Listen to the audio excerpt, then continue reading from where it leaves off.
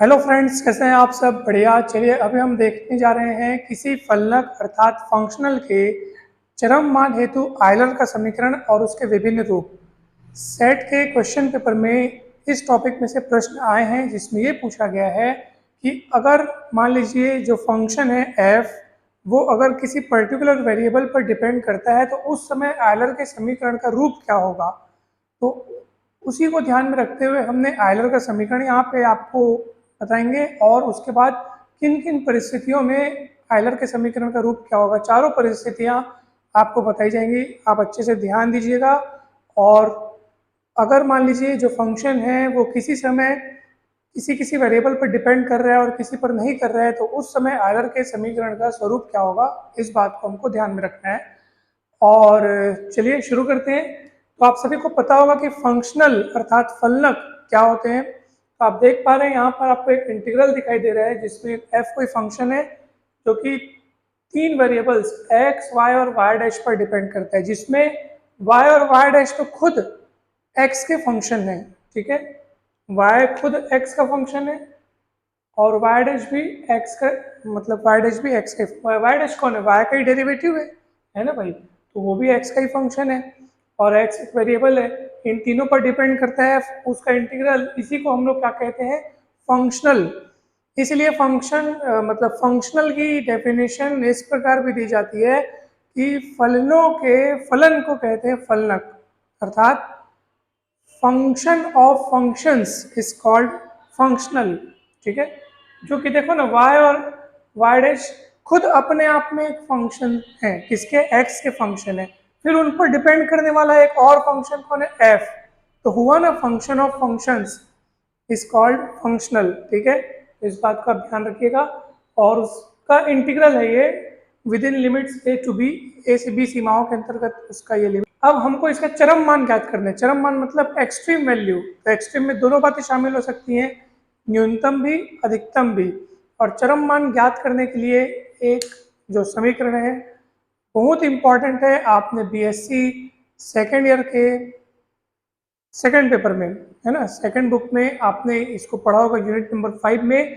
तो इसके चरम मान के लिए जो आयलर समीकरण होता है वो आपकी याद रखिएगा, F Y minus D F Y dash बटे डी एक्स बराबर 0। देखिए आयलर समीकरण का एक रूप तो ये वाला हो गया, एक रूप इसका और है, देखो अन्य रूप करके हमने यहाँ पे लिखा हुआ है।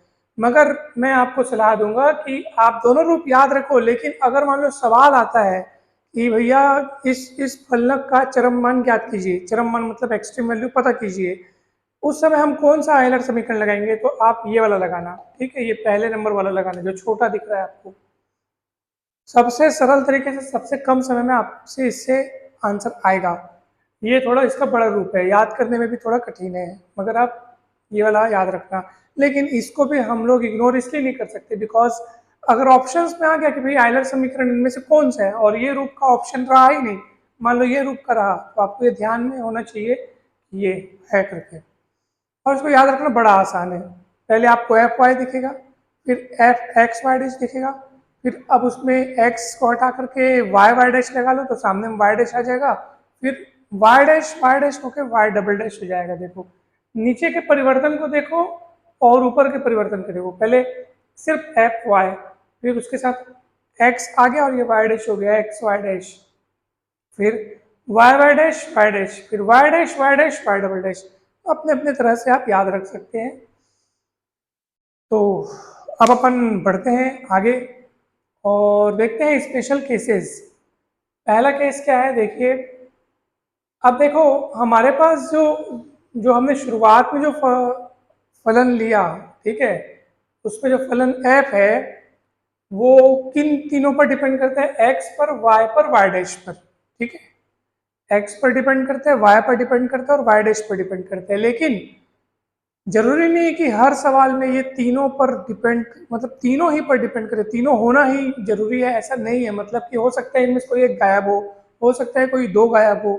ठीक है, जैसे पहला केस क्या है, जब f केवल y डैश का एक फलन है, सिर्फ y डैश, सिर्फ y डैश, x और y का नामो निशान न हो, सिर्फ y डैश का एक फलन है, उस समय हमारा जो आयलर समीकरण है वो किस रूप में बदल जाएगा? ध्यान दीजिए, अब जब बोल दिया है कि सिर्फ y डैश का फलन है तो उस समय f का y के रिस्पेक्ट में जो पार्शियल डेरिवेटिव है वो तो जीरो हो जाएगा पूरा, क्योंकि वो y पर डिपेंड ही नहीं करता। जब उस चीज पर वो डिपेंड नहीं कर रहा है तो उसके रिस्पेक्ट में उसका पार्शियल डेरिवेटिव अर्थात आंशिक अवकलज शून्य हो जाएगा। तो बचेगा कौन आपके पास, D by D X of F Y dash, ठीक है, यानी कि एफ वाई डैश का एक्स के सापेक्ष अवकलन आपके पास ये बचेगा। अब जब पता है खुद कि f केवल y डैश का फलन है, केवल y डैश का फलन, और उसका आप x के सापेक्ष अगर अवकलन करेंगे तो वो क्या बन जाएगा, y डबल डैश बन जाएगा। बहुत सिंपल सी बात है, वो y डबल डैश बन जाएगा और फिर बराबर में क्या लिखा है, जीरो, ठीक है। अब आप कहेंगे सर f y डैश का फलन है, ठीक है, लेकिन y डैश का फलन में वो किसी भी टाइप का फलन हो सकता है, तो कोई भी टाइप का फलन होगा आखिर उसमें x के सापेक्ष अवकलन करोगे तो y डबल डैश तो आएगा ही आएगा, ठीक है।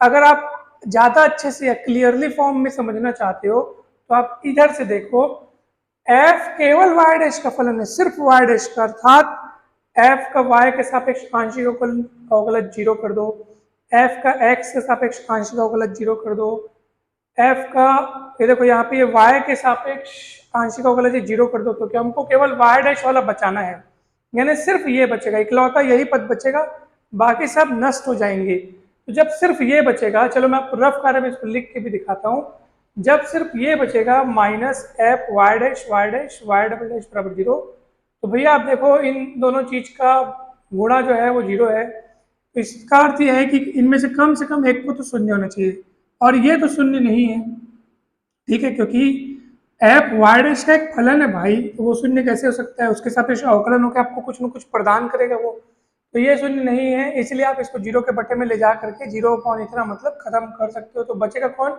y डबल डैश बराबर जीरो, जो कि मैंने आपको बताया y डबल डैश बराबर जीरो आपके पास बचेगा।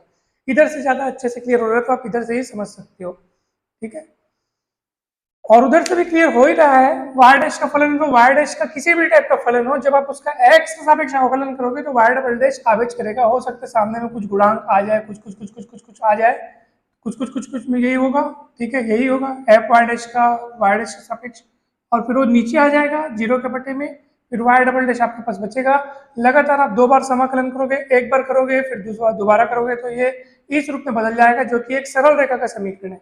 तो अब आपको याद क्या रखना है, आपको ये याद रखना है कि अगर एफ केवल वाई डैश का एक फलन है तो उस समय हमारा जो फंक्शनल है, जो फलनक है, उसका चरम मान एक सरल रेखा पर होता है। एक सरल रेखा मतलब जितने भी चरम मान जो है वो सरल रेखाओं द्वारा दिए जाते हैं, ऐसे आपको याद रखना है। ये स्ट्रेट लाइन है ना, स्ट्रेट लाइन के इक्वेशन द्वारा उसके सारे एक्सट्रीम वैल्यूज दी जाती हैं।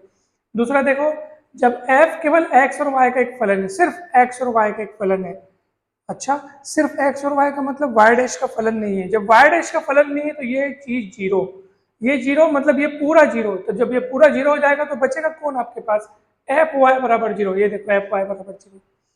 इनसे फायदा क्या होता है कि अगर हमारे पास प्रश्न में दिया हुआ जो f है वो f अगर पता साफ साफ क्लियर दिख जाता है किसका किसका फलन है किसका नहीं है, तो हम क्या करते हैं सीधा केस में जो आपने रिजल्ट पाया है उसी की मदद से आप आगे मतलब उस फंक्शनल का एक्सट्रीम वैल्यू पता कर सकते हैं, बजाय इसके कि पूरा आयलर समीकरण आप लगाएं, ठीक है। आप उस केस में जो आपको रिजल्ट मिला है उसी को लेकर आगे बढ़ सकते हो, काम थोड़ा छोटा हो जाएगा आपका। अब तीसरा देखो, जब f केवल x और y डैश का एक फलन है, सिर्फ x और y डैश का, अच्छा x और y डैश का मतलब y का नहीं है, तो जब y का नहीं है तो ये खत्म, उस समय सिर्फ ये बचेगा, ये पूरा बचा है, जिसको अब देखो डी बाई डी एक्स है, उधर जीरो है, इसका मतलब x के सापेक्ष अगर आप यहाँ पे इंटीग्रेशन करते हो, समाकलन करते हो, तो एफ वाई डैश और जीरो का x के सापेक्ष समाकलन यानी अचर हो जाएगा वो, तो ये आपको रिजल्ट मिला। केस और रिजल्ट, बस यही आपको याद रखना है कि ऐसे केस में ये होगा।